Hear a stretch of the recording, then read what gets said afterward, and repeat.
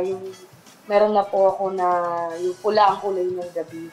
Yung ang partner ko po dun si Andrew Ebronica. Doon naman po, hindi naman po ako nag all out like hindi po ako talaga nag-ubad.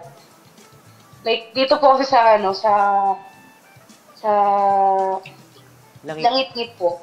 Dito lang po ako naglabas talaga. Hindi ka naman nailang nung naglabas ka ng boobs mo, ng katawan mo? Noong una po, pero hanggang sa nasanay na ako, like sabi ko, yung iba nga ganito, ganito sa akin. So ako, parang ano ko na lang din po, nahihiya po ako nung una, pero kailangan ko po kasi gawin yun. Sabi ko, okay na to. Sabi ko, kailangan kong